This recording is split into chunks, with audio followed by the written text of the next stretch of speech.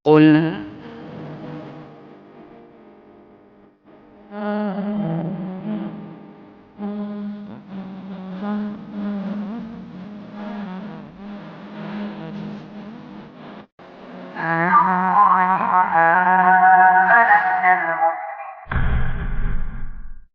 Bismillahirrahmanirrahim. Assalamualaikum warahmatullahi wabarakatuh.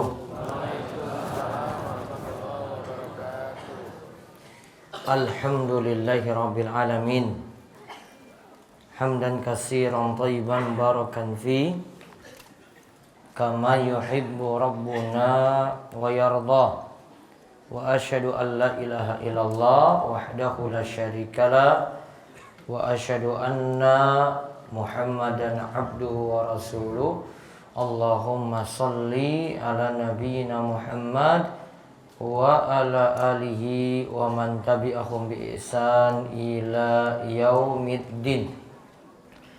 Allahumma inna nas'alukal jannah wa na'udzu bika minan nar. Puji syukur kita panjatkan pada Allah.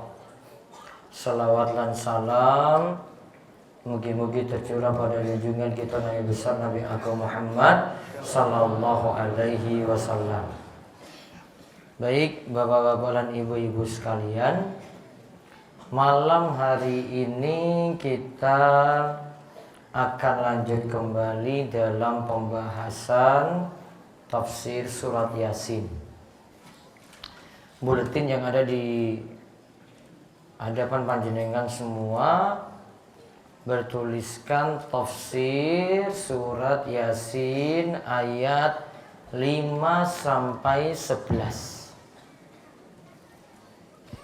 Kita lanjut dulu pembahasan ayat tersebut. Nanti saya selipkan dengan pembahasan Riyadhus Shalihin yang belum masuk dalam buletin. Monggo bisa disimak buletin yang ada.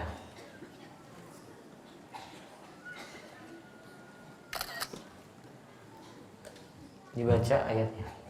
أعوذ بالله من الشيطان الرجيم تنزيل العزيز الرحيم لتنذر قوما ما أنذر آباؤهم فهم غافلون لقد حق القول على فهم لا يؤمنون إنا جعلنا في أعناقهم أغلالا فهي إلى الأذقان فهم مقمحون وجعلنا من بين أيديهم سدا ومن خلفهم سدا فأغشيناهم فهم لا يبصرون وسواء عليهم أأنذرتهم أم لم تنذرهم لا يؤمنون إنما تنذر من اتبع الذكر وخشي الرحمن بالغيب فبشره بمغفرة وأجر كريم. Sebagai wahyu yang diturunkan oleh Yang Maha Kuat, Maha Perkasa lagi Maha Penyayang, agar kamu memberi peringatan kepada kaum yang bapak-bapak mereka belum pernah diberi peringatan, karena itu mereka lalai. Sesungguhnya telah pasti berlaku perkataan atau ketentuan Allah terhadap kebanyakan mereka karena mereka tidak beriman. Sesungguhnya kami telah memasang belenggu di leher mereka, lalu tangan mereka diangkat ke dagu, maka karena itu mereka bertengadah. Dan kami adakan di hadapan mereka dinding dan di belakang mereka dinding pula, dan kami tutup mata mereka sehingga mereka tidak dapat melihat. Sama saja bagi mereka apakah kamu memberi peringatan kepada mereka ataukah kamu tidak memberi peringatan kepada mereka, mereka tidak akan beriman. Sesungguhnya kamu hanya memberi peringatan kepada orang-orang yang mau mengikuti peringatan dan yang takut kepada Tuhan yang Maha Pemurah walaupun dia tidak melihatnya. Maka berilah mereka kabar gembira dengan ampunan dan pahala yang mulia. Baik. Malam ini dingin atau tidak ya malam ini? Hah? Enggak dingin? Badanmu kayak apa tuh Pak? Orang dingin tak?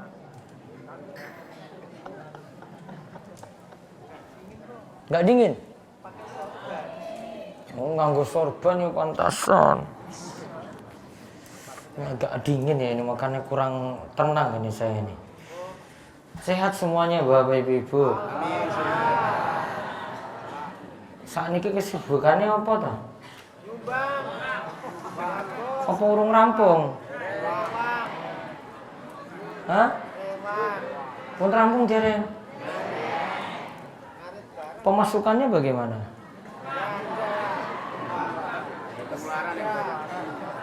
Pengeluaran yang banyak. Kok iso ya gue ya?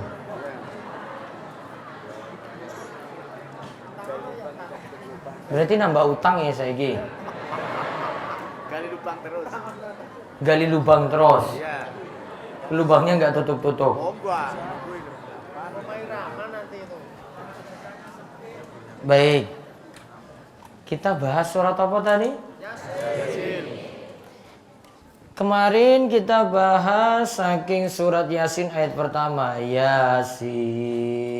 Huruf muqatta'ah.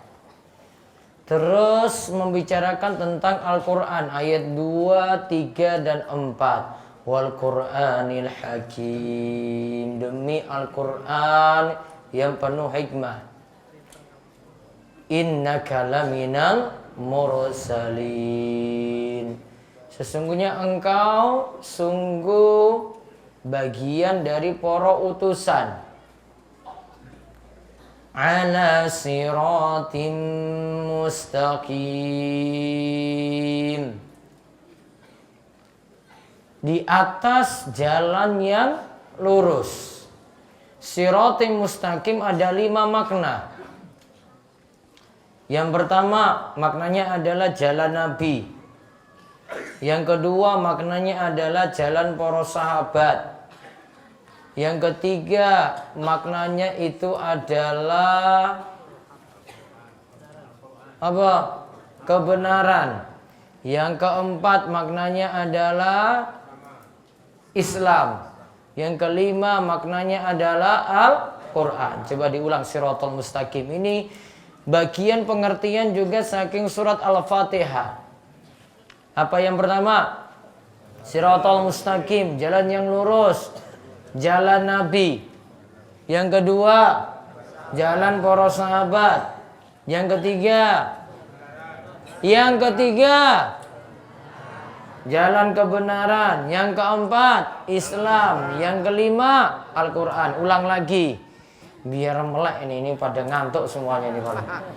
Yang pertama, jalan Nabi. Yang kedua, jalan para sahabat. Yang ketiga, kebenaran. Yang keempat, Islam. Yang kelima, Al-Quran. Ulang meneh. Yang pertama, jalan Nabi. Yang kedua, jalan para sahabat. Yang ketiga, kebenaran. Yang keempat, Islam. Islam apa? Islam Arab apa Nusantara? Bapak. Islam Arab apa Islam Nusantara? Arab pokoknya. Terus yang kelima, Al-Quran. Maka Imam Ibnu Katsir simpulkan, siapa yang mengikuti jalan Nabi dan juga mengikuti jalan para sahabat, berarti dia mengikuti kebenaran. Kalau dia mengikuti kebenaran, berarti dia mengikuti Islam. Kalau dia mengikuti Islam, berarti dia berada di atas Al-Quran. 5 hal tadi. Ala siratin mustaqim. Itu bicarakan tentang Al-Quran, bicarakan tentang Rasul. Lalu disebutkan tanzilal azizir rahim. Tanzil turun. Berarti Al-Quran itu diturunkan. Tanzilal azizir rahim, diturunkan oleh Al-Aziz yang maha perkasa. Ar-Rahim yang maha penyayang. Berarti wahyu itu turun. Turun itu dari bawah ke atas apa atas ke bawah? Atas ke bawah. Ki ngerti turun apa ora toh? Turun dari bis, dari atas ke bawah apa bawah ke atas? Atas ke bawah. Atas ke bawah. Berarti diturunkan. Yang diturunkan ini dari Allah Al-Aziz Ar-Rahim. Berarti Allah di atas apa di bawah? Di atas. Di atas. Namanya saja turun, diturunkan. Kalau diturunkan, Allah itu di atas berarti. Di atas seluruh makhluknya. Allah itu turunkan Al-Quran. Berarti Allah itu di atas seluruh makhluknya. Itu keyakinannya orang muslim. Yang pemahamannya itu lurus. Kalau kalau keyakinannya itu nggak lurus, itu nggak tahu itu bagaimana lagi itu. Kalau keyakinannya lurus, dia meyakini Allah itu di atas. Ini bumi. Bumi itu bulat atau datar? Bulat. Setuju? Bulat atau datar ini? Dulu di sekolah pelajarannya apa tuh Pak? Geografi. Geografimu itu bumi datar apa bumi bulat? Bulat. Baik. Ya, wes paham. Arabmu nih. Ini bulat. Jenengan misalnya ini bulat toh, ini di atas nih, Indonesia di atas ini. Di bawah Indonesia kayak apa ya?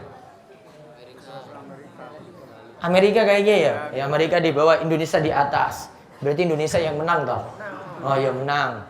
Amerika di bawah. Sekarang Allah di mana kalau begitu? Di atas. Di atas Indonesia. Di atas Indonesia. Ini yang di bawah ini kepiye lagi? Ciloko di bawah itu. Ustaz nerang kecil dah. Amerika ini nganggap di mana? Atas tuh yang mana coba? Di sana. Yang Indonesia. Indonesia. Oh berarti di atas Indonesia. Bawahnya Amerika yang mana? Reso Jawa. Kutub Utara. Kutub Utara. Gernau. Pokoknya kalau pengertiannya di atas, itu di atas seluruh makhluk. Pokoknya di atas segalanya. Langit yo di atas, langit punya langit makhluk. Iya kan? Di atas seluruh makhluknya. Nah, Allah turunkan Al-Quran.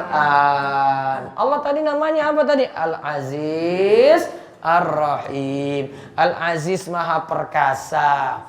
Digandengkan dengan Ar-Rahim. Ada orang yang perkasa. Wah, dia perkasa namun bengis. Jahatnya itu bukan main. Iya kan?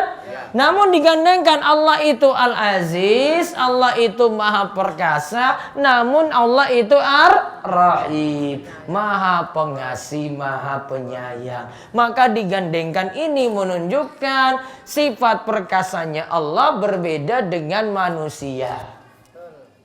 Coba kalau jenengan itu punya juragan itu yang Kaya raya. sugih, punya hartanya melimpah, pelit, medit. Iya tak? Nah, gimana coba kelakuannya coba? Kelakuannya biasanya suruh gendong Kasar atau tidak? kasar. Kasar. Itu kalau sifat manusia, perkasanya dampaknya itu kasar. Namun bagi Allah perkasanya Allah, aziznya Allah beda dengan manusia. Allah gandengkan dengan nama Allah Ar-Rahim. Itu kalau kita mempelajari Al-Quran, baru sampai situ saja pelajarannya sudah banyak. Orang angel iki ora sinau. Ngajine yo ngantuk-ngantuk. Ngil-ngilan. Ustadznya diceramai. Coba. Orang toh? Waduh. Ustadznya yang diceramai. Ustadznya lagi ceramah, dia bantah ceramah lagi. Orang ustadz ki dalile kaya ngene toh. Mungkin ustadz salah baca. Coba nyalah ke ustadznya meneh. Ora sida ngaji. Pintar dalili. Ndak berani. Kok jenengan kok kesinggung toh?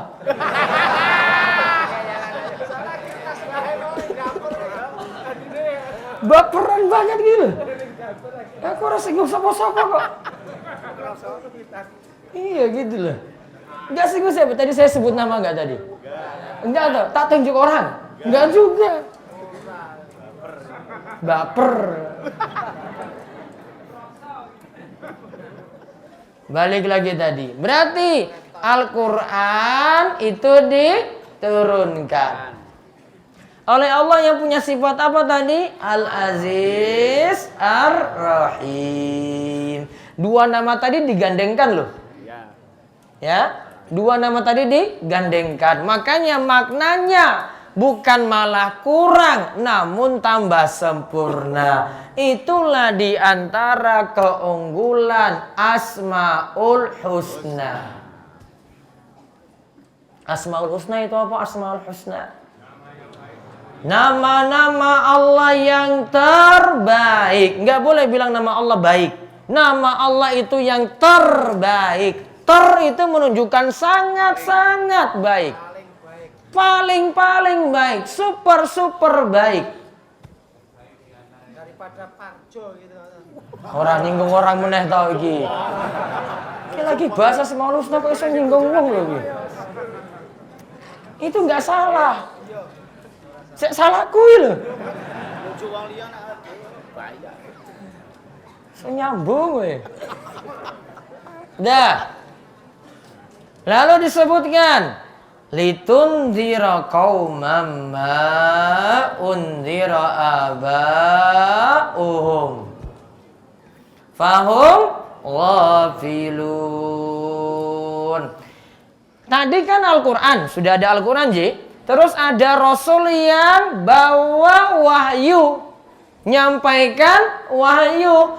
Nah, wahyu ini untuk apa? Litunzir, memberi peringatan kauman, kepada kaum. Kaumnya terserah mau orang Arab maupun non-Arab. Baik orang yang ada di Jazirah Arab, yang ada di Asia, yang ada di Asia. Ini Indonesia Asia apa tuh? Asia. Asia apa? Tenggara. Kok benar saiki ya?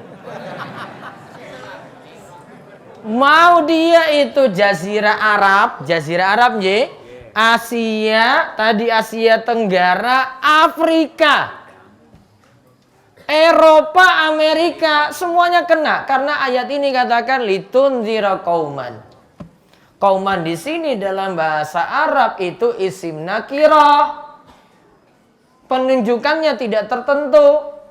Berarti maknanya itu umum. Memberi peringatan pada orang Arab, baik yang ada di tengah-tengah Nabi, maupun Al-Quran ini memberi peringatan juga pada orang-orang yang di luar jauh dari Kanjeng Nabi, orang-orang non-Arab. Baik itu yang dengar itu orang yang paham bahasa Arab, maupun yang tidak paham bahasa Arab, tetap kena peringatan saking Al-Quran. Terus orang kita ini gimana supaya tahu ini? Wong ini bahasa Arab apa ini? Ngaji. Sudah ada Al-Quran, ada terjemahan. Ada yang nerjemahkan, tahu ini artinya bagaimana? Berarti sudah dapat peringatan. Litunzira qauman ma unzira aba'uhum. Yang nenek moyangnya.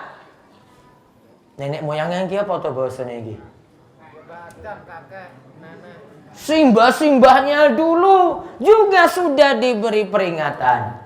Fahum ghafilun, namun mereka itu lalai, tidak mau menerima peringatan. Berarti dulu orang-orang saat ini ada yang tidak menerima, ada yang tidak menerima. Orang dulu ada yang menerima, ada yang tidak menerima. Berarti sekarang pertanyaannya, nenek moyang itu semua ajarannya simbah-simbah dulu. Semua ajarannya itu kita ikuti atau perlu seleksi? Seleksi. Kalau mau. Kok orang mau meneh toh? Simbah-simbah itu ajarannya kita terima apa adanya, yang baik, yang buruk, pokoknya wah ini wis jadi ajarannya simbah. Seleksi. Atau kita seleksi? Seleksi. Seleksi atau kita terima apa adanya? Tergantung. Kalau yang diikuti itu nenek moyangnya, simbahnya dulu, itu adalah orang-orang soleh yang sudah jelas kesolehannya. Seperti para nabi, diterima apa adanya. Namun kalau itu nenek moyangnya nggak jelas, simbah-simbahnya itu nggak jelas, ajarannya itu bagaimana? Perlu diseleksi. Contoh, kalau ada ibu-ibu hamil 7 bulanan, biasanya acaranya apa tak? Apa Pak? Apa tujuannya mitoni? Apa tujuannya mitoni? Ibu-ibu apa tujuannya? Ini ngerti apa ora ya iki ya? Mbok sesuk hamil meneh to, Bu? Ora usah ngilu kabeh kuwi lho. Apa yang dilakukan 7 bulanan? Baca biar anaknya nanti gantengnya koyo Nabi Yusuf, bacakan surat Yusuf. Biar anak itu putri ayune koyo Maryam, bacakan surat Maryam. Tidak ada tuntunan. Siapa yang ngajarin coba? Nenek moyangnya siapa? Mbah Buyut. Mbah Buyut iki ngaji apa ora ya? Ngajine bener apa ya? Ada kepastian? Tidak ada. Diturunkan dari Nabi Muhammad enggak? Tidak, maka tidak perlu diamalkan. Wah Ustaz, terus kalau istri saya 7 bulan gimana? Kenapa? Banyak sholat. Didoakan saja. Emangnya mau hamil lagi istri Pak?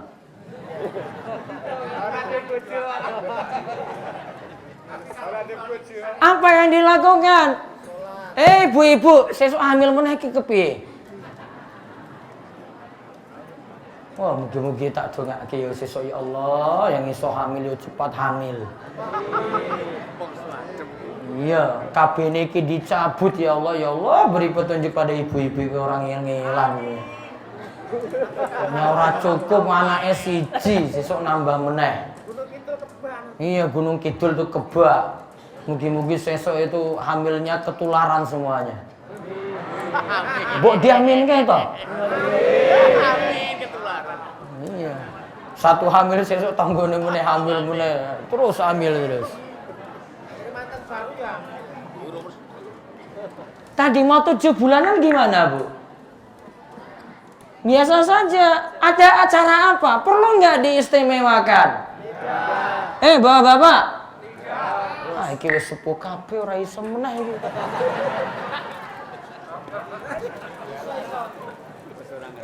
Besok kalau hamil lagi gimana? Bapak apa sih KB? Baca apa tadi? Perlu baca surat tadi? Perlu? Enggak perlu ada tuntunan atau tidak? Tidak ada. Ibu-ibu apa coba? Bu. Gak ada, sudah gak ada istimewa. Kita berdoa saja pada Allah. Perlu dikhususkan 7 bulan? Tidak. Sewaktu-waktu. Yang penting berdoa, ya Allah lancarkan sampai lahir. Kita itu kadang repotnya itu mikir 7 bulanan. Pas anaknya lahir orang mikir amalan loh itu. Padahal ada amalannya apa? Pas anak lahir. Akikah itu pas hari ke-7 pas anaknya lahir. Apa Pak? Diazani, hadisnya lemah. Apa? Ngerti apa orang ya iki? Iku mai azan wae lemah hadis apa lagi koma. Ngil-ngilan meneh kuwi. Apalagi? Iki wis ditinggalkan, apalagi coba? Nama nanti bisa hari ke-7. Oh, iki gaya-gaya meneh kuwi lho. Nanam hari-hari terus ditaruh depan rumah, dikasih apa? Lampu. Biar apa? Iya biar padang ki apa to tujuane?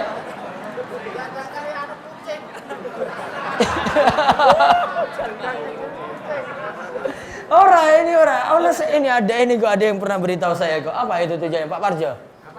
Apa tujuannya tadi? Dikasih lampu biar terang, maksudnya itu. Biar terang hari-harinya tadi. Terus nyambungnya ke piye ta kuwi? Nah, itu berarti ditinggal. Paham ya? Ini nggak perlu. Nanti kalau jenengan, wah kok iso kok ini kok apa istilahnya itu? Kok nggak ikut simbah-simbah dulu? Bilang aja karena tidak ada tuntunan. Kita ingin ikut tuntunan Kanjeng Nabi. Terus apa? Iki wis ora. Terus apa meneh? Sesok to tuku kurma. Ngertos kurma? Terus kurma itu bapaknya kunyah sampai halus. Dengan catatan bapaknya bukan ahli rokok. Kepiye to?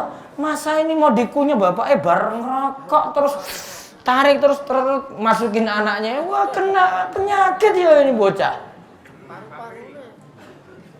Dikunyah, dihaluskan, terus diambil hasil kunyahnya tadi, taruh pada langit-langit mulut. Langit-langit mulut itu namanya dalam istilah Arab hanak.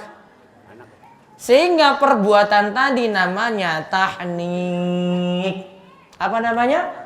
Tahnik. Ustadz, saya nggak punya kurma. Apa yang manis seperti kurma apa? Ora gula to.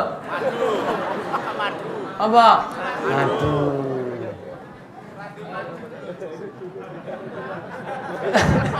Orang gak madu apa gula Jawa? Aduh, ngawur tenan ya Allah. Gula batu sekalian gitu loh. Cari itu antara madu, kurma tadi. Kurma kalau enggak madu. Nah, ditaruh di mana tadi? Langit-langit mulut. Ibu-ibu paham mboten iki? Makanya sesok hamil meneh, iso praktek. Taruh di langit-langit mulut. Itu pas lahir itu dikasih. Ya, pas lahir itu dikasih. Tujuannya apa? Manis tadi jadi makanan pertama. Bertenaga juga bisa. Sudah, itu hari yang pertama. Hari yang ketiga, hari yang ketujuh, segera beri nama. Setelah hari ketujuh nggak boleh tidak ada nama. Harus segera beri nama. Namanya siapa? Kliwon.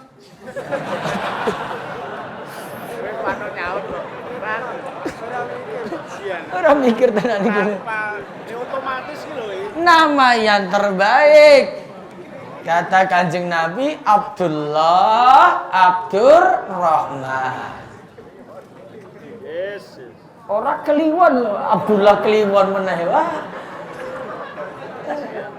Ngawur tenan. Wis apik kok.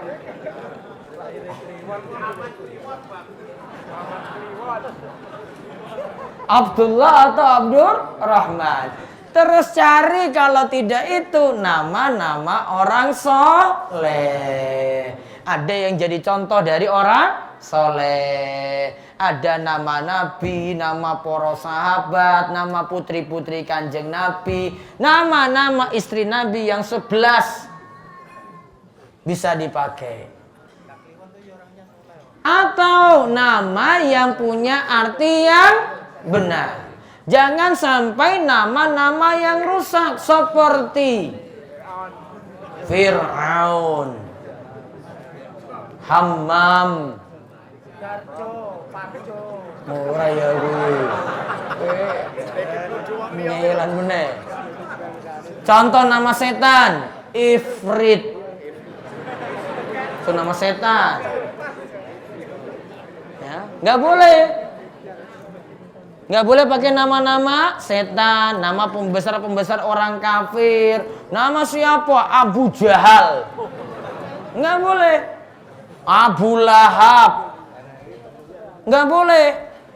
Atau dia pakai nama-nama neraka. Ada dulu kebiasaan orang dulu itu buka Al-Quran terus nunjuk ayat mana saja yang dia tunjuk. Dia dapat kata Jahannam. Nggak boleh. Nama neraka. Syakor. Nama neraka. Jahim. Nama neraka. Nar. Nama neraka. Nardi wis beda iki. Kinar. Kinardi meneh di bawah. Cepet ya udah. Ya Allah. Enggak usah ditambah-tambah. Gitu kono meneh kuwi Tom and Jerry tenan iki lho. Tukaran terus. Beri nama pada hari yang ketiga atau hari yang ke-7. Terus akikah. Akikah ki kepiye to akikah? Apa sih dimaksud akikah? Iya, wedhus. Berapa? Laki-laki berapa ekor? Kalau anak lanang 2. Kalau perempuan? Ustadz, saya hanya mampu 1 ekor. Anak saya laki. Boleh atau tidak? Sah atau tidak? Sah. 2 ekor hukumnya sunnah. Kalau mampunya 1 ekor sudah terpenuhi. Ustadz, saya mampu 2. Namun yang saya beli kambing betina. Boleh nggak? Boleh. Kurban dengan kambing betina saja sah. Maka akikah dengan kambing betina juga sah. Dan bapak ibu-ibu tolong pahami ini nanti di hari ke-7. Ini lebih utama daripada jenengan lakukan yang lain. Jenengan pentingkan misalnya selapan itu hari ke-35 nanti kasih kue-kue ke orang. Mending milih hari ke-7 kasih akikah berupa daging kambing. Sudah dapatkan sunnah ini. Yang saya heran jenengan itu mampu, ada yang mampu nggak pentingkan akikah. Cuma pentingkan nanti pas selapan karena banyak yang nyumbang jenengan mikirkan itu. Iya tak? Betul tak? Mau diganti orang masalah kok. Orang yang akikah anaknya terlepas dari gadean. Kullu gulamin ya, setiap anak itu dia marhuna. Terikat, tergadai dengan apa? Bi akikotihi, dengan akikohnya. Namun ini biasanya simbah-simbah ini orang tahu di akikoi. Iya tak? Rentetan iki kok kene iki sampai situ belum di akikah. Apalagi ini. Terus ngerti ya? Ustaz, saya dulu belum diakikoi. Saiki wis sepuh. Saya perlu akikoi diri sendiri atau tidak? Tidak perlu. Dulu orang tua belum paham. Berarti jadi apa? Gugur. Ustaz, saya belum akikah. Saya boleh kurban nggak? Boleh. Nggak ada nyambungnya akikah dan kurban. Akikah sendiri karena kaitannya dengan hari lahir, kurbannya sendiri nanti ketika Idul Adha dan hari-hari tasyrik. Paham ini? Berarti perlu nggak akikah diri sendiri pas sudah dewasa ini? Terus perlu nggak akikoi? Ada orang sudah meninggal dunia belum diakikoi. Perlu nggak diakikoi? Wong yang hidup saja nggak perlu, apalagi sudah mati. Paham ya? Jadi nggak usah mikir yang sudah mati juga. Wong yang hidup saja nggak perlu. Maka yang mati nggak perlu lagi dipikirkan akikah. Ya didoakan wae. Sudah. Paham ini akikah? Nah, akikah ini nanti barengan dengan cukur rambut bayi. Nih, rambutnya dicukur habis. Baik bayi laki-laki maupun perempuan. Ustaz, saya potong dulu sedikit. Kalau mampu untuk gundul habiskan rambutnya. Kalau tinggal sedikit, jadi koza. Ya, koza itu bagaimana? Koza itu gundul sebagian, biarkan sebagian. Kalau anak-anak muda itu rambutnya, iki cukur habis botak, set. Terus ini tinggal ini. Rambut apa itu? Atau ada, sini gundul habis, tinggal ini. Apa Pak namanya itu? Ada tak? Nah, itu nggak boleh. Namanya koza. Rasulullah SAW melarang dari koza. Yang ada apa? Pendekan. Kalau tadi bayi gundul habis. Dan itu punya manfaat biar besok-besok bayinya, rambut bayi itu tumbuh lebih lebat. Dilakukan pada hari keberapa tadi? Ketujuh. Rambutnya sudah didapati, nanti ditimbang, biasanya itu sekitar 1 gram atau 2 gram. Nanti sodako seharga timbangan tadi disamakan dengan perak berapa gram. Tadi misalnya timbangannya 2 gram, berarti sodako dengan perak 2 gram. Perak berapa sekarang? Cuma 8.000. 8.000 kali 2 tadi berarti berapa? 16.000 kasih orang miskin. Sedekah dengan perak seberat timbangan rambut. Paham ini? Paham ya? Jadi ada akikah, ada cukur rambut. Wong ini jenengan pentingkan ini.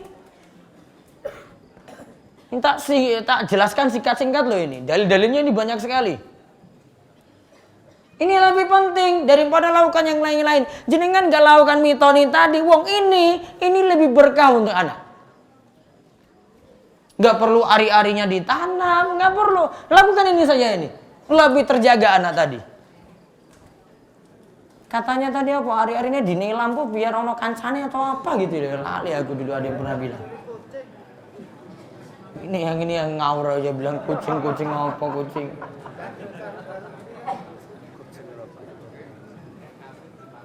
Pokoknya nggak perlu, biasa. Terus hari-harinya diapain? Mau dikubur ya bebas, mau dimanapun ya silakan. Nggak perlu juga dikasih lampu.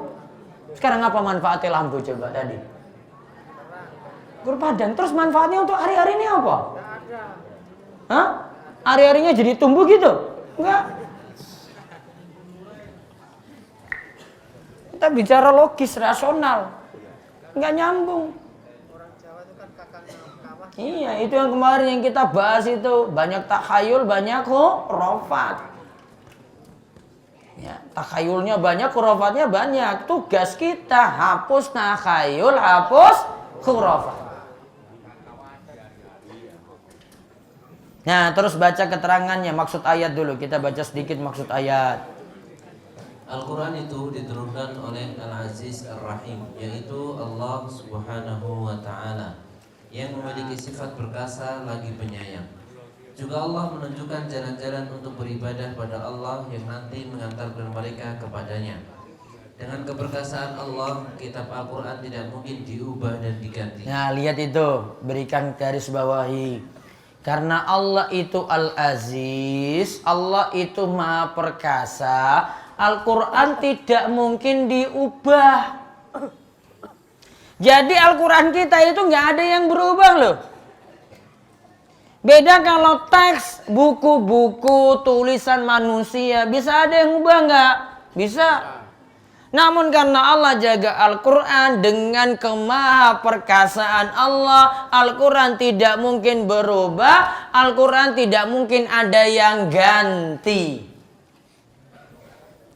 Kalau isinya seperti itu, maka dengan keyakinan kita amalkan Al-Quran yang masih murni. Karena nggak diubah, nggak diganti. Beda dengan kitab-kitab dulu. Injil sudah berubah. Taurat sudah berubah. Itu semuanya sudah berubah. Yang bertahan murni, tetap dipertahankan adalah Al-Quran. Terus dengan Al-Quran. Dengan Al-Quran, Allah menyayangi hambanya yang akan mengantarkan mereka kepada surga. Itulah kenapa Al-Quran diturunkan oleh Yang Maha Perkasa lagi Maha Penyayang. Nah, ditunjukkan sifat Allah Ar-Rahim, Maha Pengasih atau Penyayang, menunjukkan kalau dengan kemaha pengasihnya Allah dari Al-Quran ini akan mengantarkan kita kepada surga. Jadi Ar-Rahim itu pengaruhnya pada Al-Quran. Al-Quran itu bimbing manusia kepada surga. Makanya kalau ingin selamat, ikutilah petunjuk-petunjuk dalam Al-Quran. Mau kita berkeyakinan, yakini takdir, itu pelajari dalam Al-Quran itu. Al-Quran ajarkan kalau tidak dapat sesuatu, luput dari sesuatu, jangan sedih, jangan putus asa. Likai la ta'saw ala ma fatakum wa la tafrahu bima atakum. Wallahu la yuhibbu kulla mukhtalin fakhur. Kalau kalian itu seandainya tidak dapat sesuatu, maka janganlah putus asa. Kalaupun itu dapat, jangan terlalu senang, jangan berbangga diri, jangan terlalu sombong. Allah tidak menyukai orang-orang yang sombong lagi takabur. Contoh misalnya, jenengan punya anak ingin masuk perguruan tinggi, sudah ikut tes kok gagal lulus. Sikapnya apa? Jangan putus asa. Mungkin dari pintu ini nggak bisa, buka lagi pintu yang lain. Coba lagi cara yang lain. Jangan konsen cuma satu pintu saja. Kalau nggak sedih terus dia, nggak dapat dia sedih terus di sini. Padahal masih ada kebaikan yang lainnya loh lewat pintu yang lain. Maka coba lagi tes di perguruan tinggi yang lain. Paham ini Bapak Ibu? Jadi jangan terlalu sedih. Kalaupun itu berhasil, jangan terlalu bangga, jangan terlalu sombong. Karena semuanya itu Allah yang beri, Allah yang berikan karunia. Allah yang beri semua, Allah yang beri kemudahan. Ini menunjukkan manusia jangan bergantung pada dirinya sendiri. Kalau dia dapat nikmat, syukurlah pada Allah. Alhamdulillah, segala puji bagi Allah, Allah yang beri nikmat. Nah, jadi kalau jadi orang tua kayak gitu, jadi jangan buat anaknya malah penuh tekanan karena paksaan dari orang tua. Contoh misalnya berulang kali anaknya itu tes masuk polisi, gagal itu sampai 3 kali. Sekarang pekerjaan itu emang cuma polisi saja. Ada pekerjaan yang lain nggak di muka bumi? Ada atau tidak? Coba kalau konsepnya cuma itu, orang tua sedih terus lah itu. Stres. Akhirnya mungkin karena mau penuhi itu di tes yang ketiga sudah main dukun aja. Kalau nggak main dukun sudah sogok saja. Ternyata ketahuan juga, oh ini sogok ya, oh nggak lulus juga, sama saja. Yang beri kemudahan siapa? Allah. Kalau gagal satu hal, satu pekerjaan, lamar di situ kok gagal, cari yang lain. Jangan konsen cuma satu pintu saja, masih terbuka lagi pintu yang lain. Nah itu Al-Quran saja ngajarkan kayak gitu. Ngajarkan pada kita pahami takdir baik-baik. Kalau gagal jangan banyak sedih. Kalau berhasil jangan terlalu sombong. Itu Al-Quran ngajarkan kita loh. Maka kalau orang jadikan Al-Quran sebagai jalan petunjuk hidupnya, tenang terus hidup, nggak pernah gelisah. Namun coba kalau nggak ambil Al-Quran, coba gelisah terus kan? Coba apa nanti jalannya kalau dia tidak peroleh tadi? Ini kok gagal terus anak etes? Gantung gini. Itu ujungnya gantung diri tadi. Pakai dukun. Kalau nggak apa tadi? Sogok. Kalau nggak apa lagi? Sogoknya sedikit, tambah lagi sogokannya banyak. Akhirnya nanti sudah sogokannya banyak, wah tetap juga nggak bisa, masih banyak lagi yang perlu disogok di belakang, nggak ada uang. Uang sudah keluar semua. Gantung gini. Akhirnya banyak utang. Ujungnya gantung. Stres. Nggak usah apa? Nggak usah sogok. Nggak usah sogok. Terus baca lagi satu paragraf. Allah bersumpah dengan Al-Quran dan disebutkan bahwa manusia sangat membutuhkan wahyu dari kitab suci tersebut. Lalu dinyatakan bahwa Al-Quran itu sebagai peringatan kepada kaum yang bapak-bapak mereka belum pernah diberi peringatan. Bapak-bapak mereka belum pernah dapat peringatan. Terus yang dimaksud di sini? Yang dimaksud di sini adalah Arab yang ummi. Maksud yang ummi adalah mereka belum pernah diturunkan kitab, kosong dari kerasulan, berada dalam kebodohan dan kesesatan, atau disebut berada dalam masa fatrah. Nah lihat, masa fatrah itu artinya kosong dari wahyu. Ada orang-orang yang disebutkan dalam ayat ini, litundira qauman ma undira aba'u, untuk beri peringatan kepada orang-orang yang bapak mereka itu belum dapat petunjuk.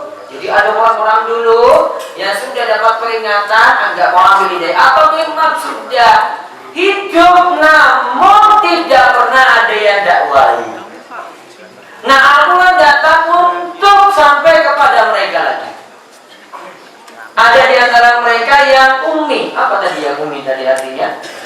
Belum pernah diturunkan kitab suci, kosong dari kerasulan, berada dalam kebodohan, berada dalam kesesatan.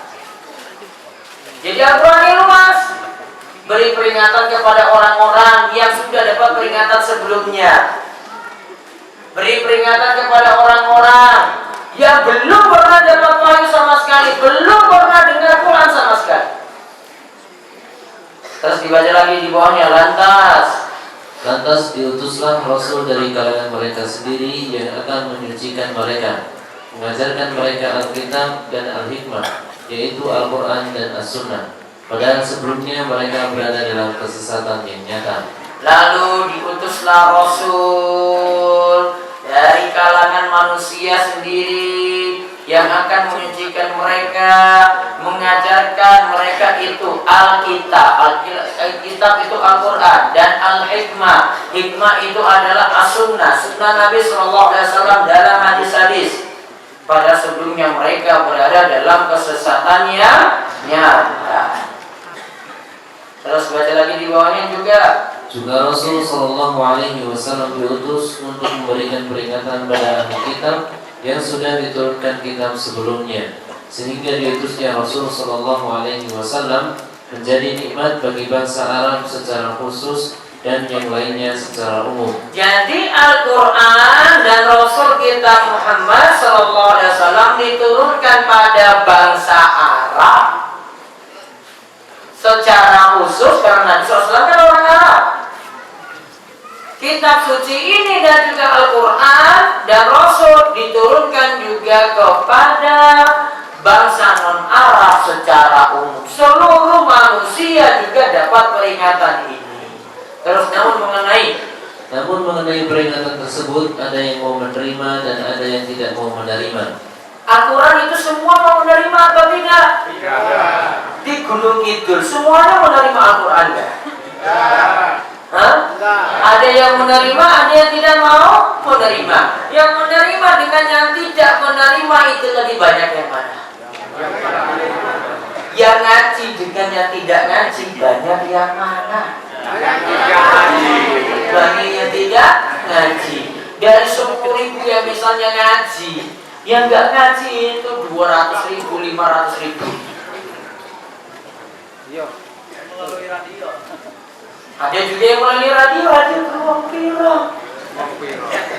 Enggak sampai 100. Maka yang menerima dengan yang tidak menerima lebih banyak yang tidak menerima. Insya Allah ayat ini akan berlanjut lagi pada pertemuan pekan depan.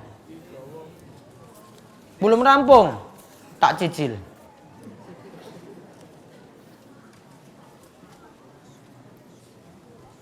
Ada pertanyaan?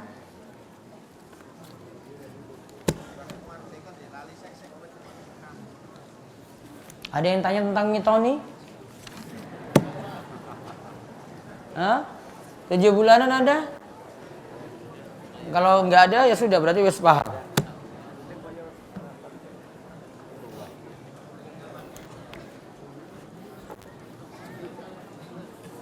Nah ini tadi kaitannya dengan yang saya jelaskan tentang bayi lahir.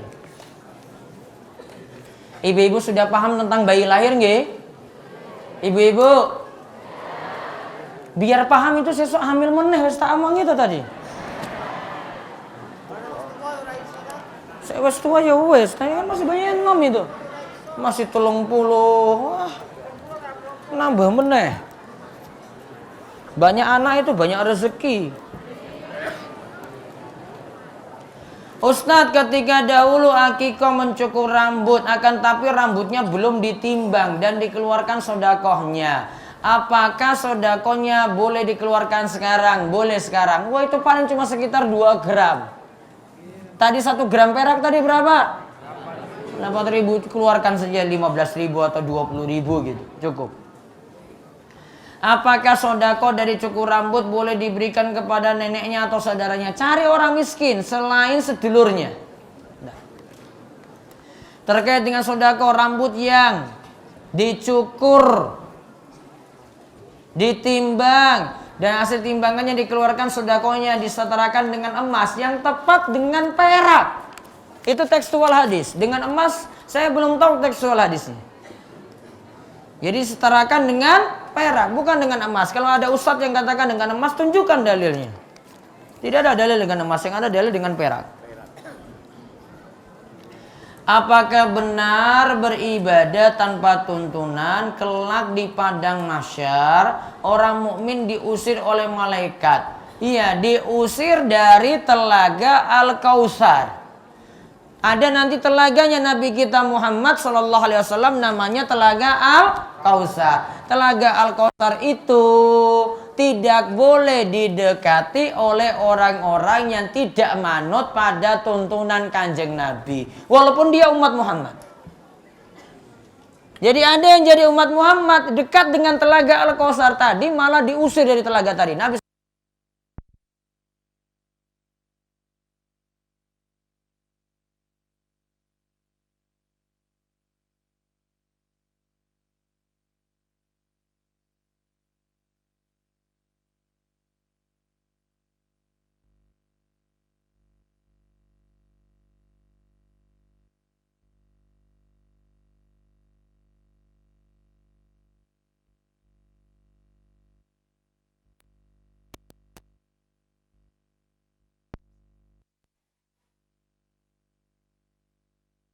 lantas sholat fardunya.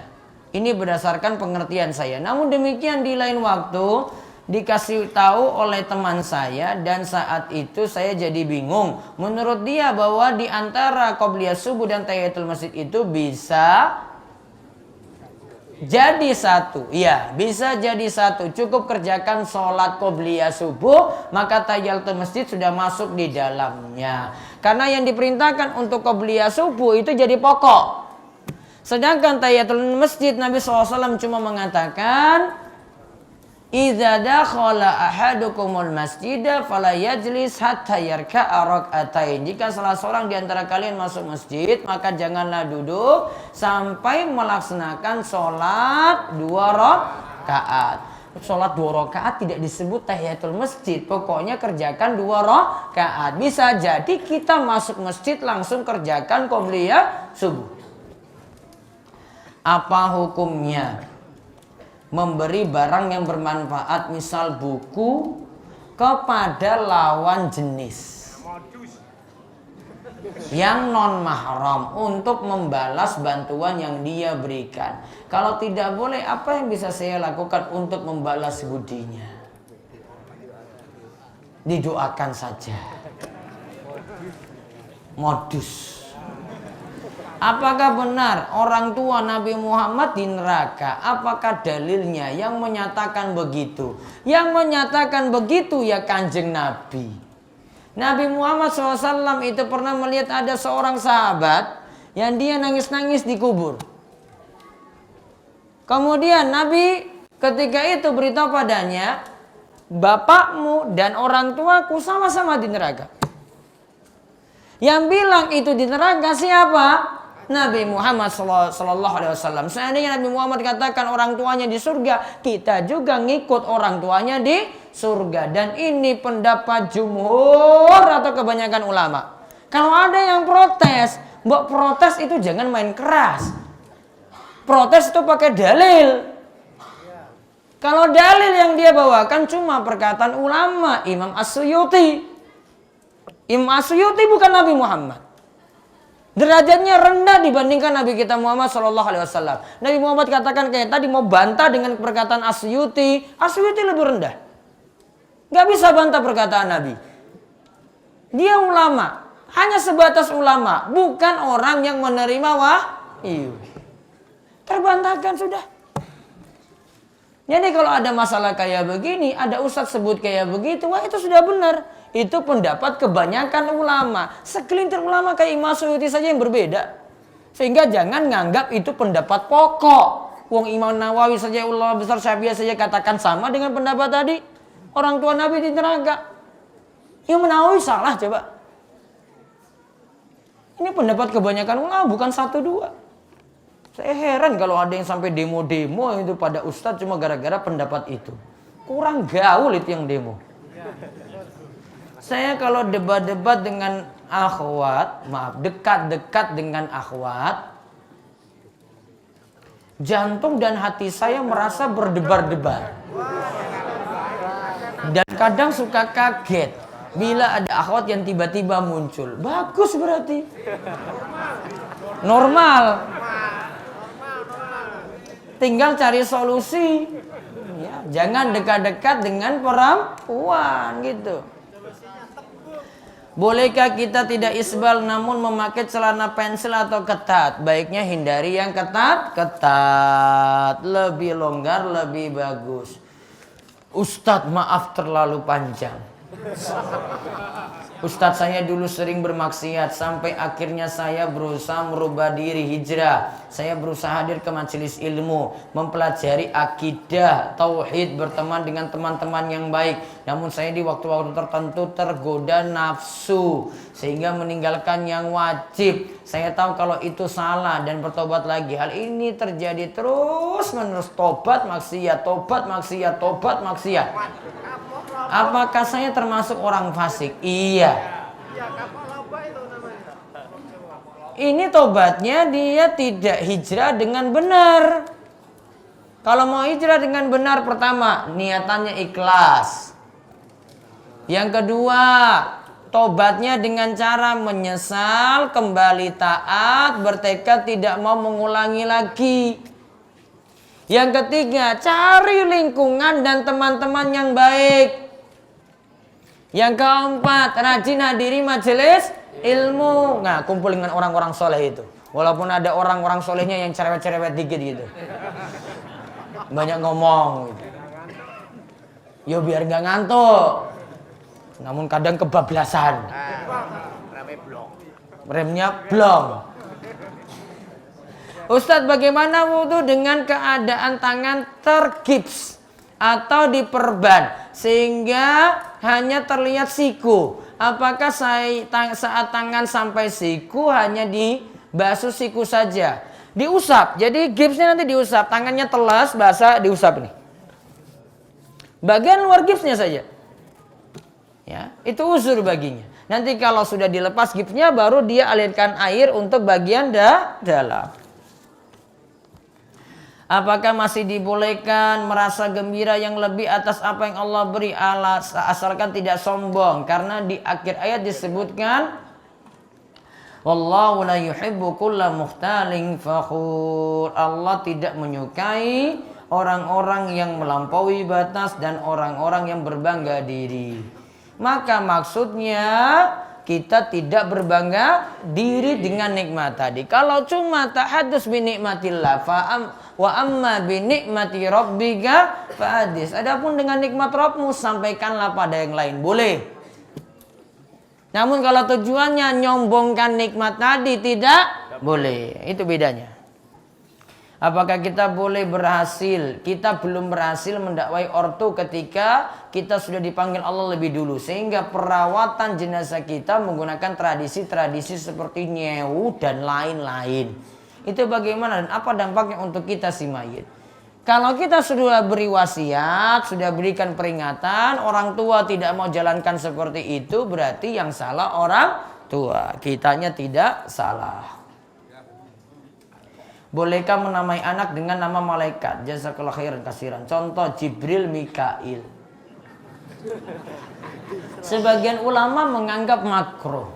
Sebagian ulama lagi masih membolehkannya. Bagusnya tidak dipakai lebih bagus.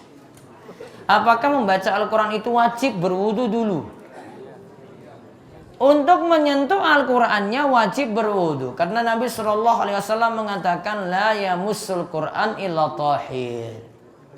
Tidak boleh menyentuh Al-Quran kecuali orang yang suci. Dalam ayat juga disebutkan la yamassu illal mutahharun. Al-Quran tidak disentuh kecuali oleh orang yang suci.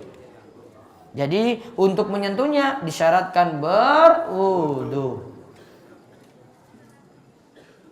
Ustadz, doakan saya dan teman yang masih muda agar cepat menikah serta nasihatnya dan diberi istiqomah pada menuntut ilmu. Bu aminkan toh bapak-bapak. Amin. Aminkan yang muda-muda itu ya Allah. Mudah-mudahan coba dapat jodoh. Wong ada biro jodoh mbok dimanfaatkan wae no. Nanti kita cari yang ayu-ayu, yang putih, yang tinggi, yang langsing, yang apa meneh karepmu nih mau pilih yang mana nanti kita kasih. Kita ikut rohis organisasi keagamaan di sekolah. Namun dalam kegiatannya banyak yang termasuk bid'ah. Bagaimana sikap saya? Nasihati, kalau tidak ya tinggalkan yang acara-acara khusus yang bid'ah saja. Mengapa kita tidak boleh mempelajari ilmu filsafat? Ilmu filsafat itu ilmu yang sesat. Siapa yang pelajari filsafat itu bukan di jalan yang lurus, malah tambah bingung. Dia cukup imani Al-Quran, cukup imani hadis, selesai. Dia putar-putar lagi, Allah itu di atas sana, oh Allah di atas sana itu bagaimana tempatnya ya? Tempatnya itu di mana ya? Kalau kita nyatakan demikian, berarti Allah itu butuh pada tempat. Itu ilmu filsafat semuanya, itu ilmu sesat. Kamu mainkan logika saja semuanya. Kalau mau sikapi gampang, ini Al-Quran imani selesai. Tanpa muter-muter otak lagi. Otak kita, logika kita, pikiran kita, nggak usah banyak-banyak mikir tentang nama-nama Allah. Dari sisi ingin dalami ini bagaimana wujudnya. Cukup apa tadi? Imani apa adanya saja. Allah katakan Allah di atas sana, sudah saya imani. Allah katakan Allah turun ke langit dunia setiap sepertiga malam terakhir, saya imani. Allah katakan dekat pada orang-orang yang berdoa, saya imani. Sudah gampang. Muter-muter otak untuk ini, capek pikirannya. Masih banyak pikiran kita untuk hal-hal yang penting lainnya. Apakah celana panjang boleh dipakai oleh perempuan saat keluar rumah? Baiknya ibu-ibu pakai rok atau gamis. Kalau belum punya tuku gamisnya. Bolehkah kita sekali-kali bermain game dalam rangka refreshing? Boleh, asalkan tidak melalaikan kewajiban. Namun nggak boleh sampai ketagihan. Anak-anak muda itu main apa-apa itu ketagihan semuanya. Apa itu Free Fire ke, PUBG ke, apa lagi? Apa? Orang ngerti ya orang iso, HP ini orang iso kok. Halu-halu aja sudah cukup. Jadi dikurangi, kayak gitu dikurangi. Tahu waktu, tahu mana yang lebih manfaat. Terus jangan kumpul dengan teman-teman yang tangannya gini terus. Kalau gini terus buka itu main punyamu itu PUBG itu main bareng-bareng kan? Iya kan? Nah, itu main bareng-bareng. Kayak tembak itu musuhnya. Nah, itu main bareng-bareng. Kata-katanya jelek-jelek. Kata-katanya jelek-jelek. Oh, pengerti toh, Mbak? Saya dengar. Oh, dengar. Iya. Katanya itu terus sikil papat bareng metu. Oh, gitu. Kalau kurban hewan sapi tahun 1440 Hijriah ini sudah ada 4 orang uangnya 10 juta. Sebentar. 4 orang 10 juta. Berarti masing-masing orang berapa? 2,5. Kalau kali 7 berapa itu? 17,5 ya, tahu. Dan sapinya sudah ada. Kalau belantik mau membeli yang 18 juta. Tapi kalau untuk kebutuhan mesti 17,5 juta. Enggak apa-apa. Karena masih kebagian dagingnya. Ini sudah sepakatnya 4 orang. Apakah bisa seperti ini Pak Ustadz? Kalau bisa, kapan dan hari apa untuk mengambil kekurangannya? Oh ini belum. Kita kemarin baru umumkan cari 4 orang. Kemarin kurban berapa? Harga berapa kemarin ya? Sampai tak lupa ya. 17,5 toh? Berarti potongan 2,5. Nanti tunggu mau dekat kurban nanti. Mudah-mudahan akhir Juli atau pertengahan Juli nanti kita beritahu. Tunggu info selanjutnya saja ya. Tunggu. Ustadz, apa hukum bekerja di kantor pajak? Bekerja di kantor pajak itu cita-citanya ingin jadi orang zolim. Ini tak tegas ini loh ini. Apa bukannya zolim? Bapak ibu-ibu. Orang dapat hadiah, nanti kalau ada yang dapat hadiah ya, dia dapat 150.000. 150.000, bukan 150 juta loh. 150.000 masih kena pajak. Itu anak-anak ikut lomba, dia dapat hadiah 150, masih dipotong lagi 10.000. Anaknya cuma dikasih 140.000. Saya bilang, ya Allah tega banget. Wes 150 masih dipotong lagi. Zolim nggak? Coba lihat. Zolim nggak? Zolim. Coba lihat ya, jenengan perhatikan syariat zakat sendiri nggih, syariat zakat. Zakat itu tidak ditarik dari setiap orang, cukup orang yang sugih. Nisabnya berapa baru kena? Sapi kan kalau punya 30 ekor, satu sapi saja kalau dia punya belum kena zakat. Iya kan? Belum. Punya rumah, kita punya rumah saja itu tidak dihitung zakat kalau kita pakai pribadi. Namun coba kalau pajak, kena pajak enggak? Kena. Padahal kalau kita pakai rumah terus itu nilainya bukan nambah, nilainya turun, penyusutan. Zolim enggak? Zolim. Contoh lagi. Kita kerja ini ada penulis nih kerja dia buat buku. Yang tukang naring pajak kasih air putih saja nggak pernah sama kita. Namun dia narik pajak untuk hasil penulisan buku tadi. Kapan dia nyumbang air putih aja coba lihat. Pernah nyumbang? Enggak. Pernah nyemangati gitu? Enggak juga. Namun dia main potong begitu saja. Paham ini? Maka kalau jenengan mau bekerja di kantor pajak, sama saja ingin bekerja jadi orang zalim. Anak jenengan ingin sekolah di sekolah perpajakan. Berarti cita-citanya ingin anaknya jadi orang zalim.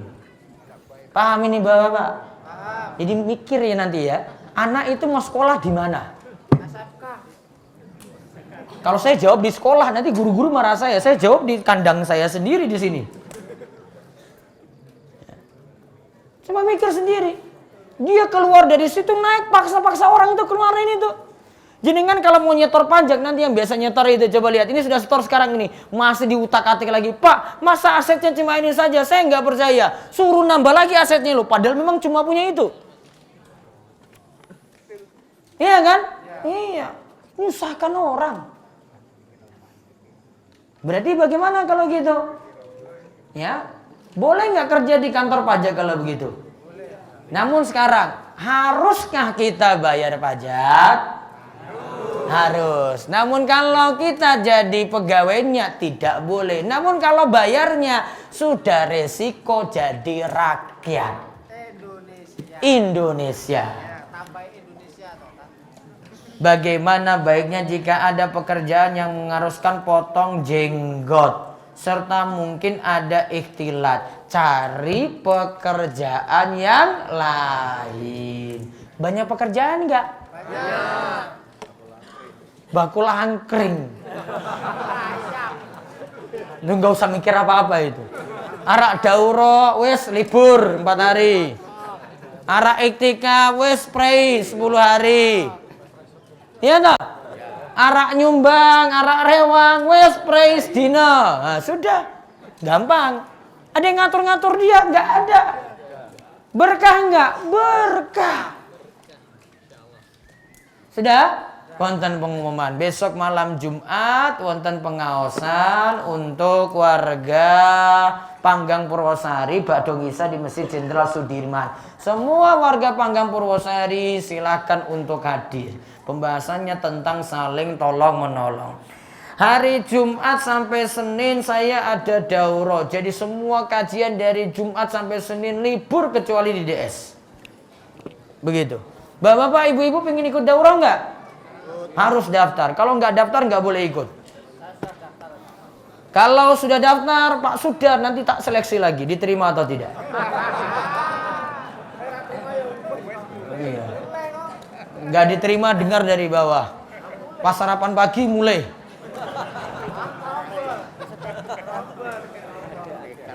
Sudah? Ya. Malam Kamis pekan depan ada seperti biasa. Nanti kalau ada pengumuman-pengumuman selanjutnya kami umumkan lagi. Malam Sabtu di Karangrejek tetap ada karena malam kajian itu libur. Kalau yang pagi yang saya liburkan semuanya. Malam Sabtu tetap ada kajian di Karangrejek. Nanti tunggu saja materinya dan pengumumannya. Demikian kita cukupkan, kita tutup kalian doa kafaratul majlis. Subhanakallahumma bihamdika asyhadu an la ilaha illa anta astaghfiruka wa atubu ilaik. Assalamualaikum warahmatullahi wabarakatuh.